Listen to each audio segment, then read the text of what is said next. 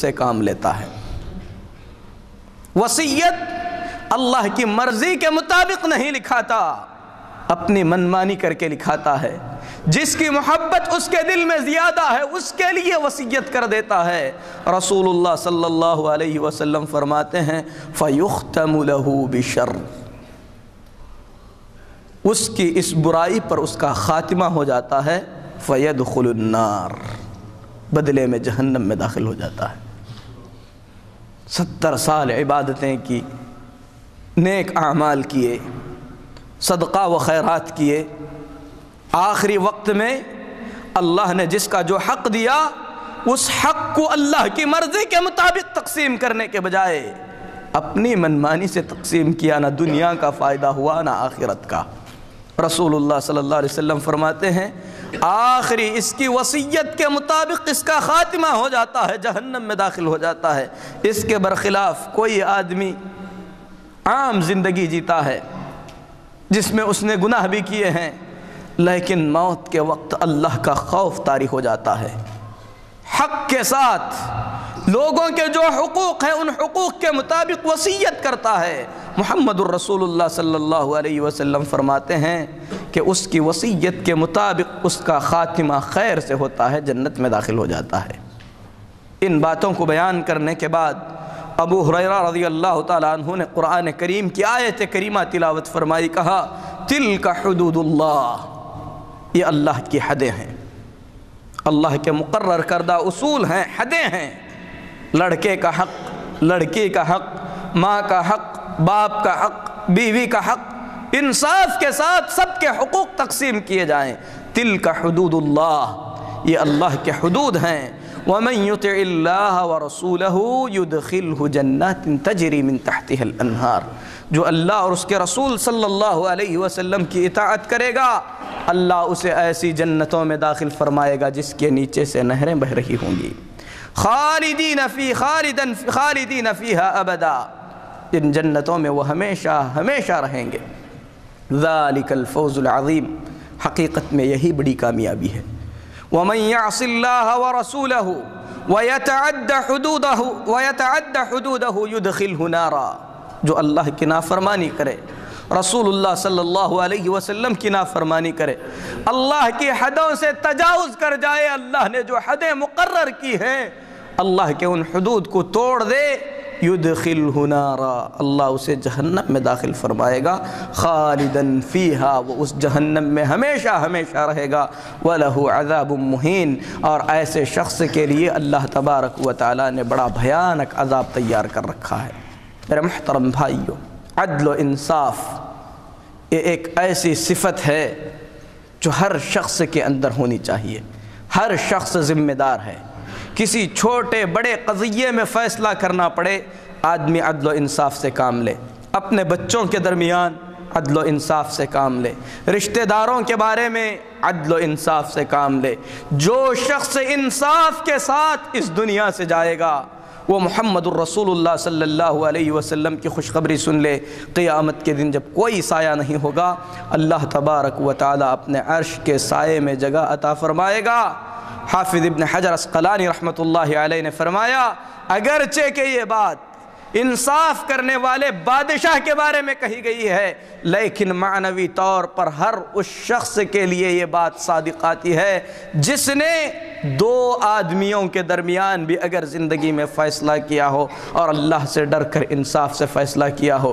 ہم اللہ سے دعا کرتے ہیں کہ اللہ تبارک و تعالی ہم تمام کو کتاب اللہ اور سنت رسول کے مطابق زندگی گزارنے کی توفیق عطا فرمائے، ایمان کے ساتھ اللہ رب العالمین ہمیں زندہ رکھے، ایمان کی حالت میں اللہ تعالیٰ اٹھا لے، عدل و انصاف کو سمجھ کر اس پر عمل کی اللہ توفیق عطا فرمائے۔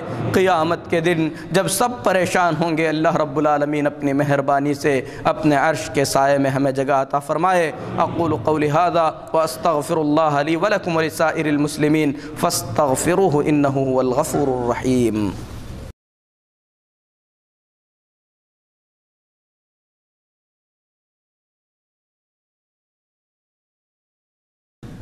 ان الحمد للہ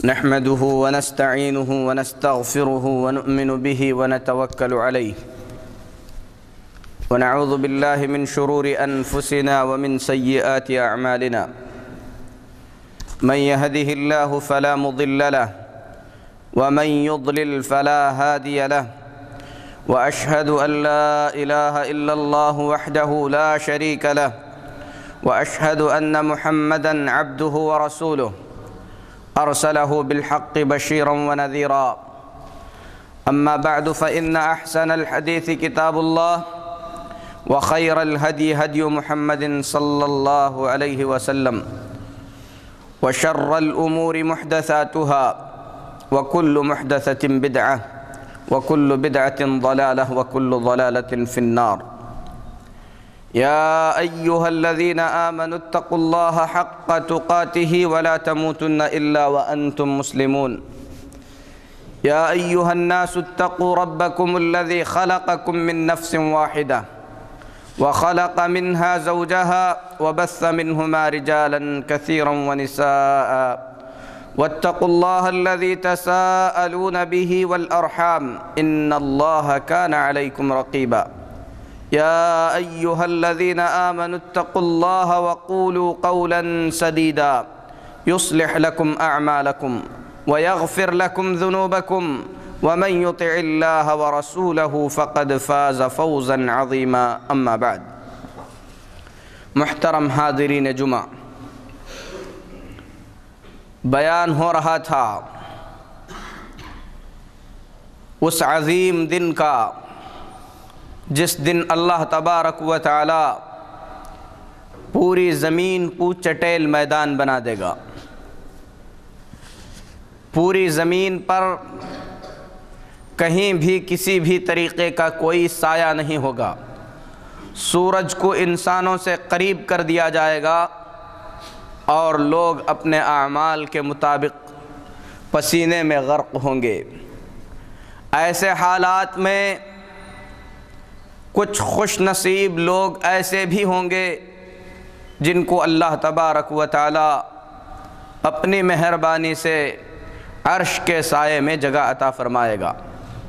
ہم اللہ سے دعا کرتے ہیں کہ اللہ رب العالمین اپنے فضل و کرم سے ہم لوگوں کو بھی ان خوش قسمت لوگوں میں سے بنا دے۔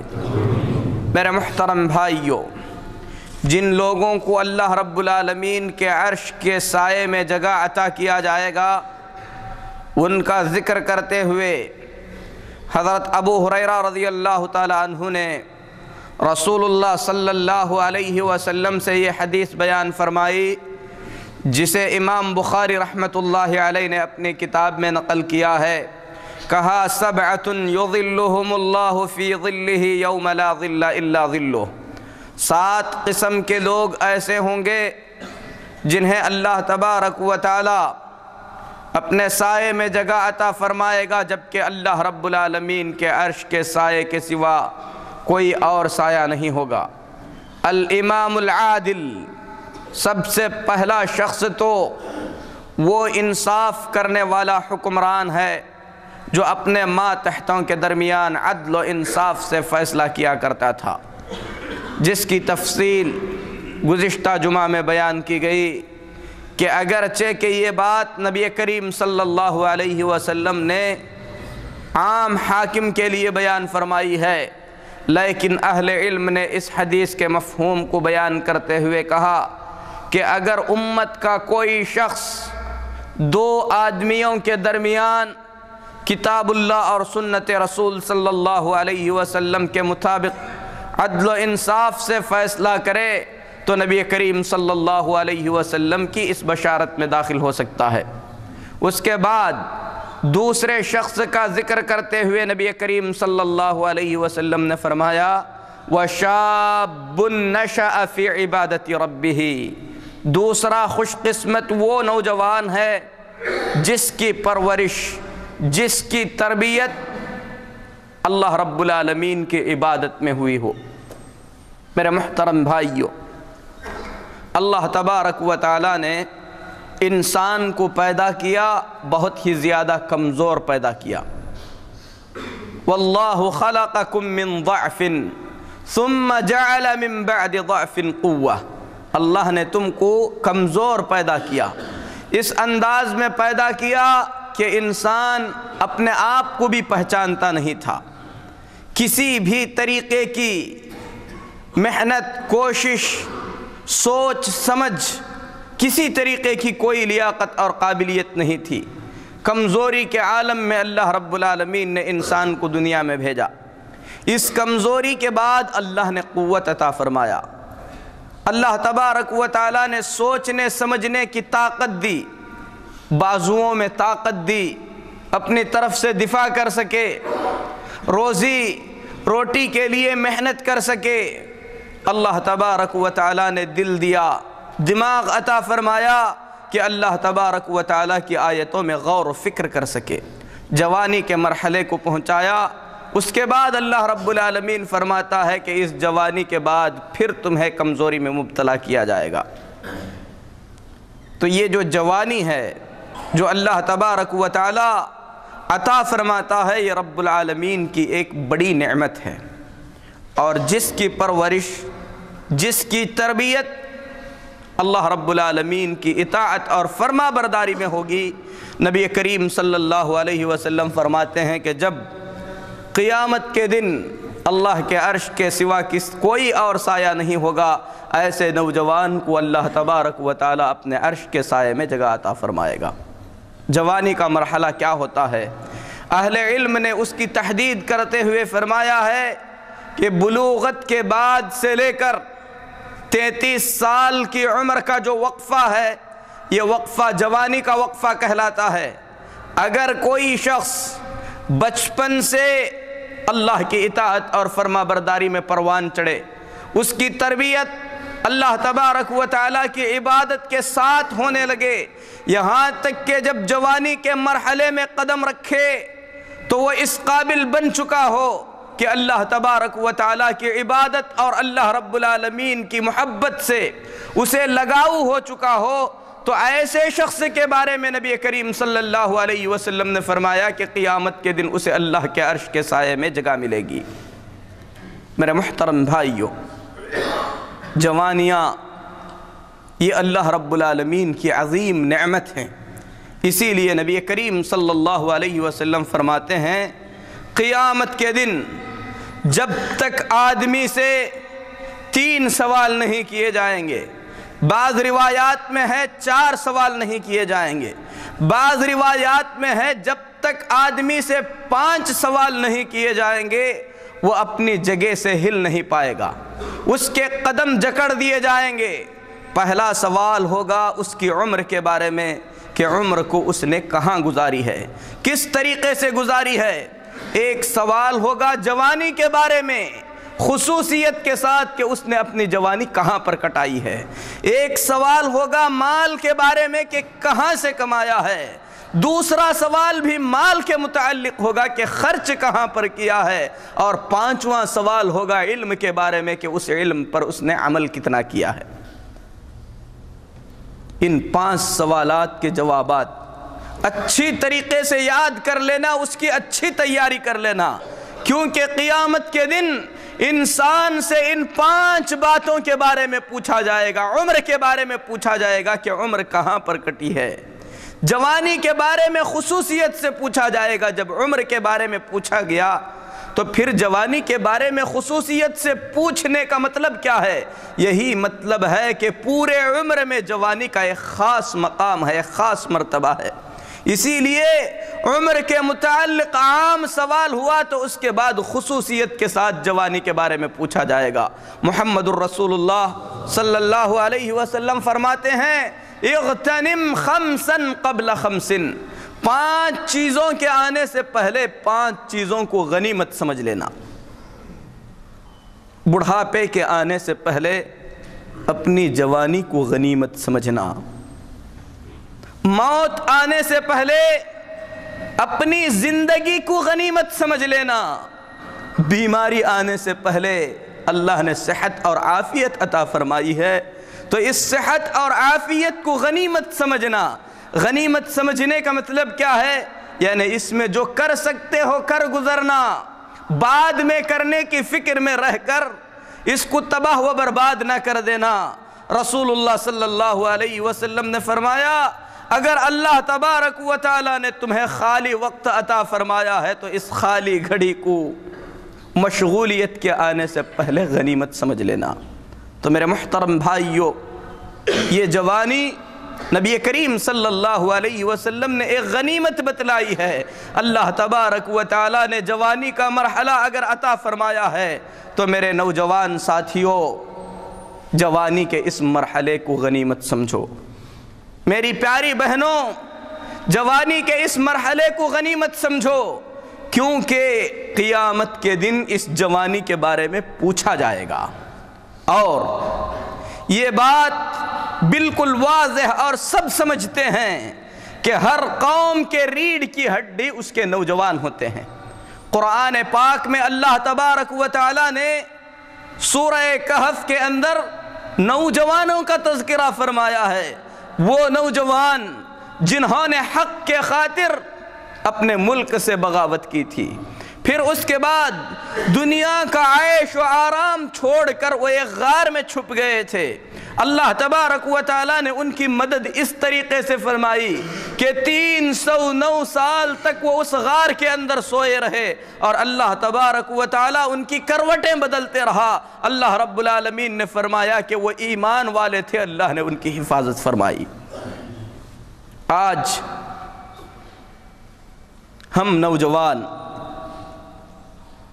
مسلم قوم کا نوجوان طبقہ کہاں پر جا رہا ہے؟ غور کرنے کی بات ہے، سوچنے کی بات ہے۔ ہماری جوانیاں کہاں کٹ رہی ہیں؟ ٹیکنالوجی کا زمانہ ہے، ترقی کا زمانہ ہے۔ ترقی کے اعتبار سے ہم نے اپنی جوانیاں کاٹنے کے لیے انٹرنیٹ کو اپنا لیا۔ بیٹھ کر ایسے لوگوں سے باتیں اور چیٹنگ کرتے ہیں جنہیں ہم زندگی میں دیکھے بھی نہیں ہیں۔ بیکار کی بکواس، ادھر ادھر کی گفتگو میں ہماری جوانیاں کٹ رہی ہیں۔ اور اس سے بھی آگے بڑھیں، ہمارے نوجوانوں کی جوانیاں تھیٹروں میں کٹ رہی ہیں، فلموں میں کٹ رہی ہیں، یا اس سے بھی آگے بڑھیں، عشق و معشوقی کے قصوں میں کٹ رہی ہیں۔ اگر اس سے بھی آگے بڑھیں تو میرے محترم بھائیوں، فحاشی، شراب نوشی، جوا میں کٹ رہی ہیں۔ اور کچھ نوجوان ایسے بھی ہیں جنہیں کھیلوں کا شوق ہے، کھیلنا تو نہیں، کھیلنے والوں کو دیکھ رہے ہیں، بلکہ یہ جنون کسی کو اس حد تک چڑھ گیا ہے کہ اگر اس کی ٹیم ہار جائے تو ایسی صورت میں خودکشی تک کر لیتا ہے۔ یہ ہمارے نوجوانوں کا حال ہے۔ وہ نوجوان کیسے تھے جنہیں محمد الرسول اللہ صلی اللہ علیہ وسلم نے تربیت دی؟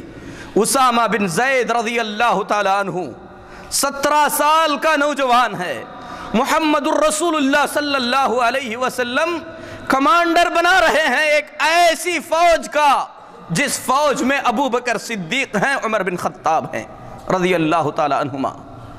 آپ صلی اللہ علیہ وسلم کی مبارک زندگی کی آخری فوج بھیجی جا رہی ہے، اس کا کمانڈر بنایا جا رہا ہے صرف 17 سال کے نوجوان کو، اور ایسے قوم کی جانب بھیجا جا رہا ہے، ایسے دشمن سے ٹکر لینے کے لیے بھیجا جا رہا ہے جو اس وقت مسلمانوں کا سب سے زیادہ طاقتور دشمن تھا۔ اسامہ بن زید رضی اللہ تعالیٰ عنہ محمد الرسول اللہ صلی اللہ علیہ وسلم کے بھیجنے کے بعد نکلتے ہیں، آپ کی وفات کی خبر سن کر واپس آتے ہیں۔ حضرت ابو بکر صدیق رضی اللہ تعالیٰ عنہ نے دوبارہ بھیجا۔ میرے محترم بھائیوں، تاریخ شہادت دیتی ہے کہ 40 دن کے بعد اسامہ بن زید رضی اللہ تعالیٰ عنہ کا لشکر فاتحانہ انداز میں روم سے واپس لوٹتا ہے۔ ابو بکر صدیق رضی اللہ تعالیٰ عنہ کے پاس پہنچتا ہے۔ پورے لوگ ایک آواز ہو کر کہتے ہیں کہ آج تک تاریخ میں اسامہ بن زید رضی اللہ تعالیٰ عنہ کے جیسا لشکر جو سلامتی کے ساتھ واپس آیا ہے دیکھا نہیں گیا۔ پوری فوج کے اندر کوئی زخمی تک نہیں ہوا تھا، فتح کر کے لشکر واپس لوٹتا ہے، لشکر کا کمانڈر صرف 17 سال کا نوجوان ہے۔ آج ہم نے 17 سال کی زندگی میں 17 سال کی عمر میں کیا کیا ہے؟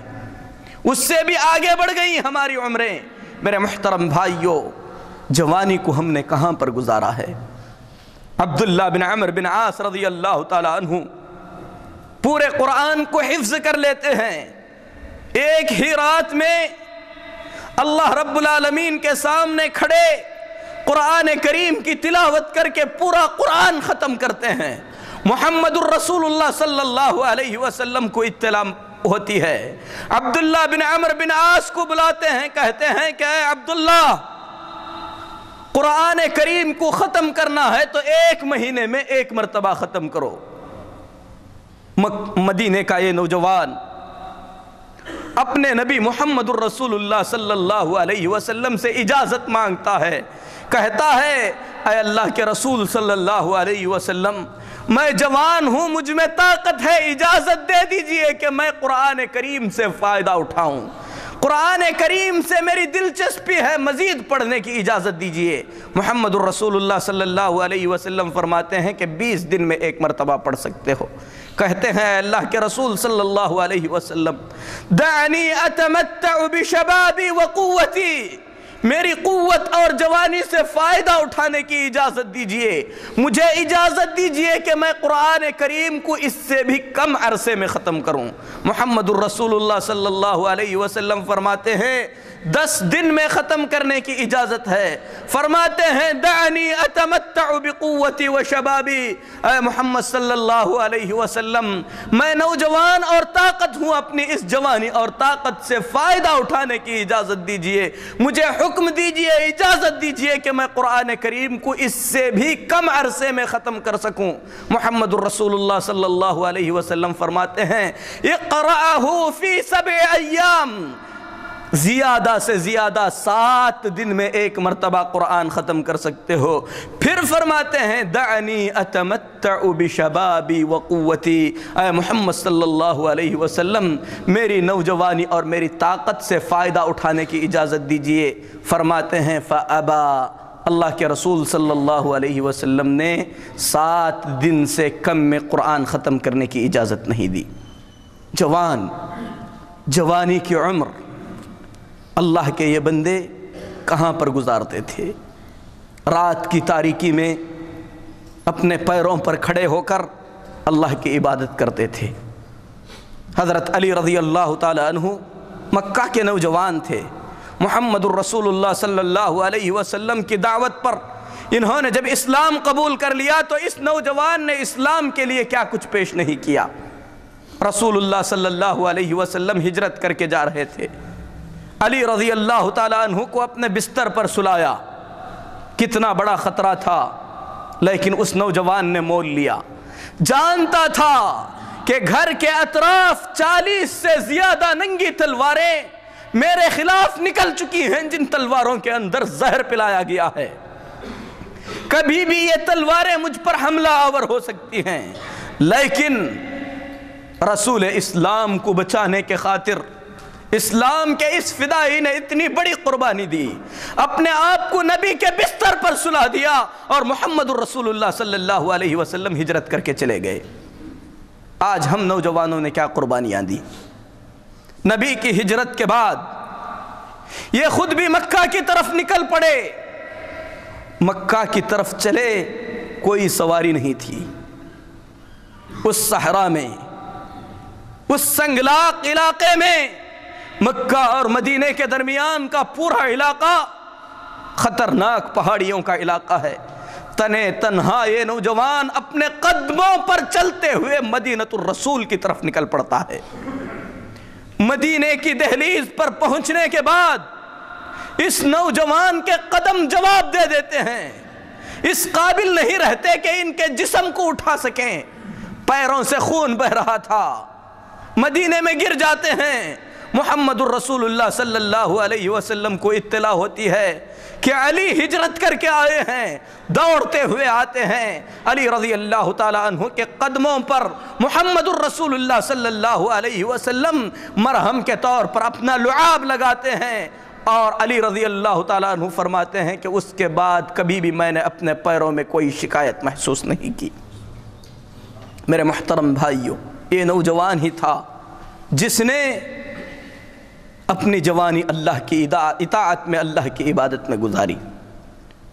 محمد الرسول اللہ صلی اللہ علیہ وسلم نے جب مکہ مکرمہ کے اندر اپنی نبوت کا اعلان کیا، کہا کہ میں اللہ کا رسول ہوں، اللہ کے سوا کوئی عبادت کے لائق نہیں، تو مکہ کا ایک نوجوان نہیں بلکہ مکہ کا ایک رئیس زادہ جو ایسا لباس پہنتا تھا جسے 2000 درہم میں خریدا جاتا تھا، ایسا نوجوان جو ایسی خوشبو لگا کر مکے کی گلیوں سے گزرتا تھا کہ گھر میں بیٹھا ہوا شخص بھی سمجھ جاتا تھا کہ مصعب بن عمیر اس گلی سے گزرے ہیں، اسلام قبول کرتے ہیں۔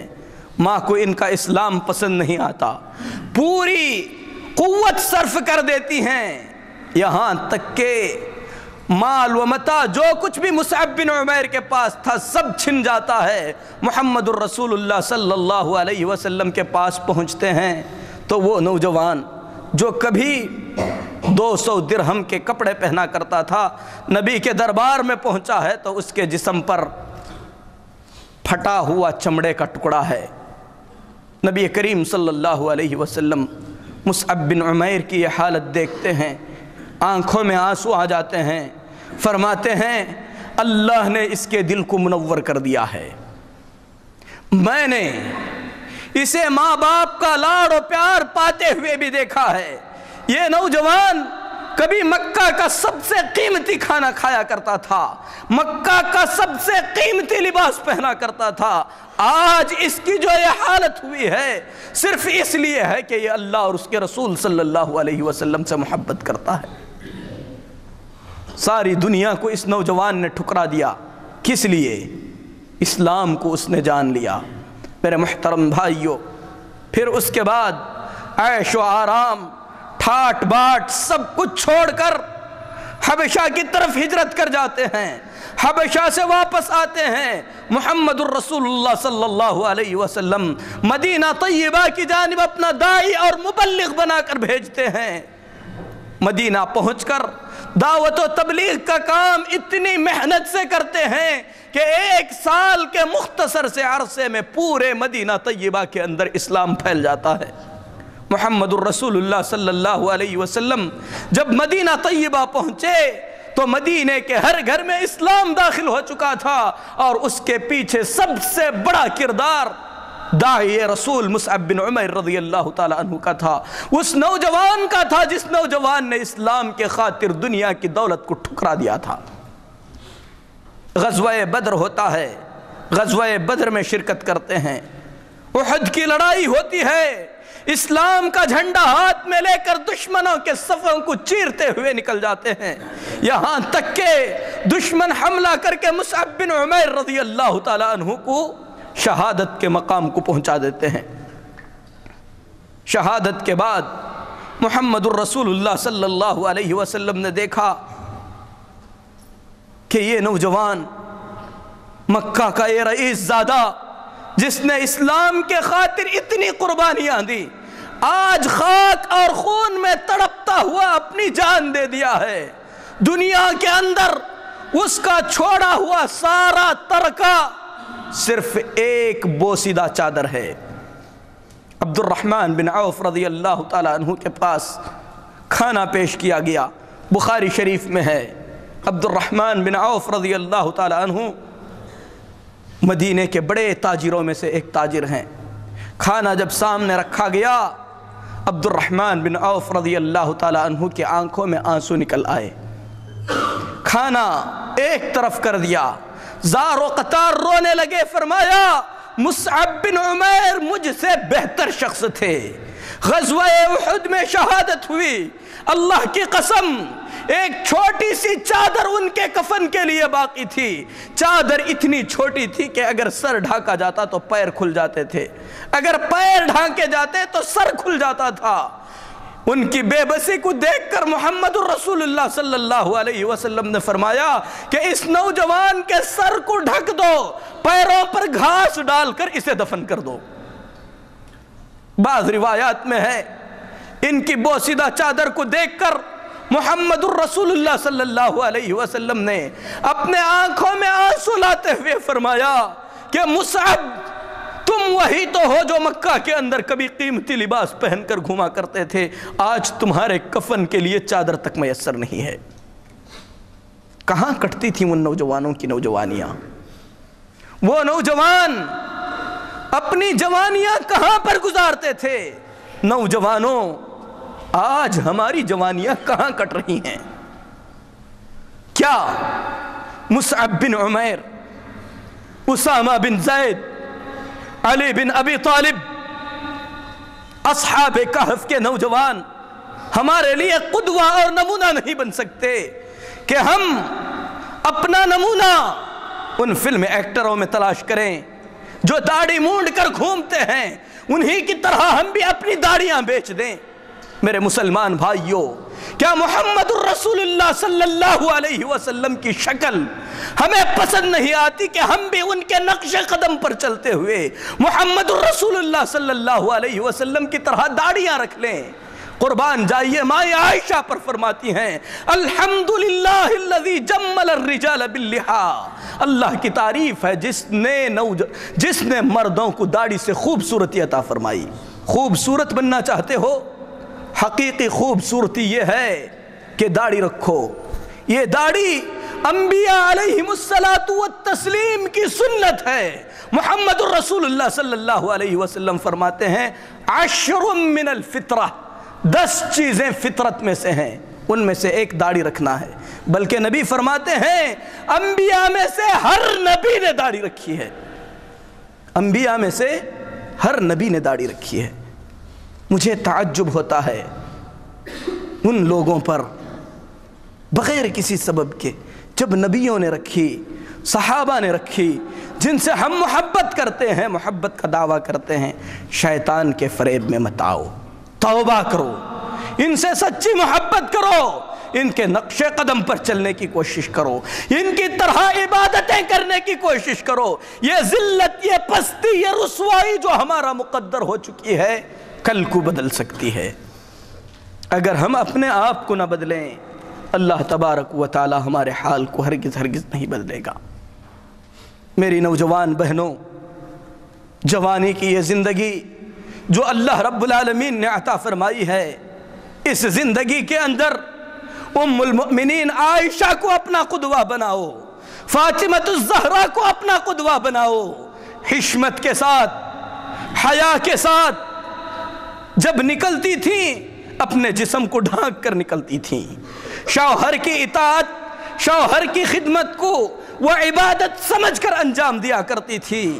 ان کے کارنامے صرف ان کے گھروں کی حد تک نہیں ہوتے تھے، بلکہ میدان جنگ میں پہنچ کر فوجیوں کو پانی پلایا کرتی تھیں، زخموں کی مرہم پٹی کیا کرتی تھیں۔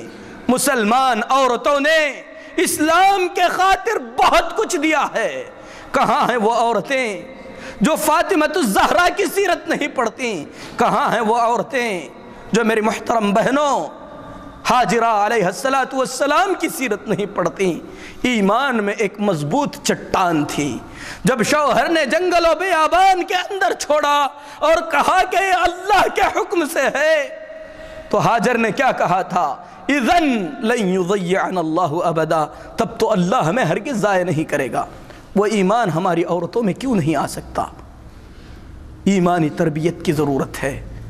کتاب اللہ اور سنت رسول صلی اللہ علیہ وسلم سے لگاؤ کی ضرورت ہے۔ کتاب اللہ اور سنت رسول صلی اللہ علیہ وسلم سے قریب ہونے کی ضرورت ہے۔ میرے محترم بھائیوں، باتیں بہت زیادہ ہیں۔ جوانی کا مرحلہ بہت مختصر سا مرحلہ ہے۔ عبادت کا مطلب صرف نماز، روزہ، حج نہیں ہے، بلکہ